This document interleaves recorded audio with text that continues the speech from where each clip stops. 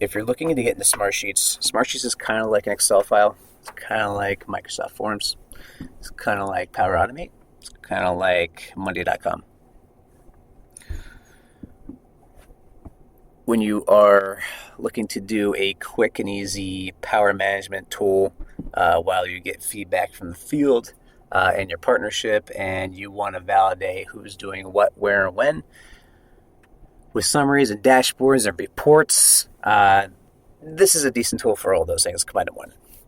So if you're a Excel user, you'll be familiarized with what you're seeing right now. This is basically an Excel file. All right, each cell's rows.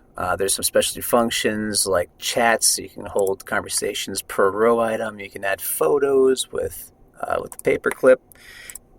If you're looking to have approvals or update requests, if you are looking to see if Steve Bryanson went into the tracker to do anything, you'll be able to pull up the what, when, and where he did. If you want to do some additional AI generative tools, if you're stuck with anything, you have some of these tools available to you. However, I would always double check this. I've never had really great experience with the AI tools. You can create table views, which is just a nicer view of that grid. Boards, which is just your swim lanes for your, in this case, using a ticket tracker that is a template that I downloaded real quick just for visuals.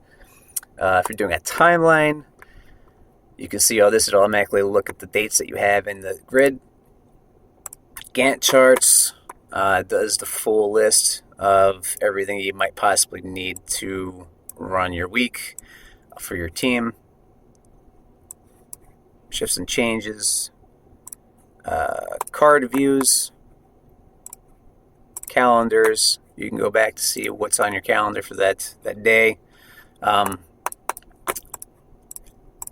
What it isn't, it is not an advanced Excel file macro build kind of software. It is a mid-level tier version of Excel with some good premium features that's in this.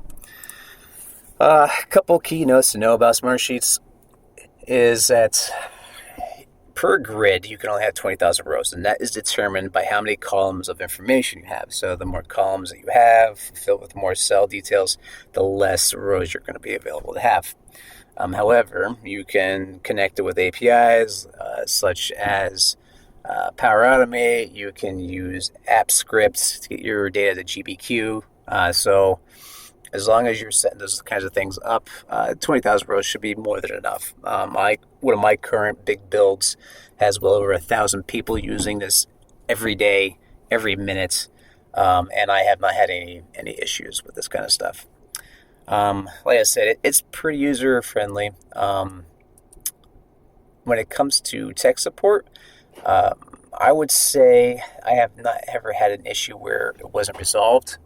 Does it go down? Yes, it goes down. And I would say it's gone down pretty frequently, at least once a month. However, when it goes down, whether it's because there's an update or something is happening, they get it back up and running within 30 minutes, right? They're pretty responsive the moment something happens with their software. Heartaches that I have, probably overall cost. I'm on a enterprise level package. So when I have 1,000 people plus trying to use a function or something of the nature and I want to create live dashboards, really can't do too much in that space because, again, it only holds 20,000 rows.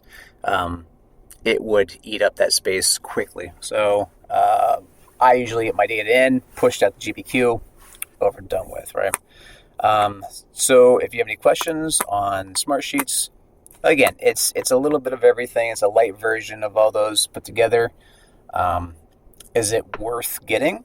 I would say so. Again, it's pretty responsive, pretty trackable.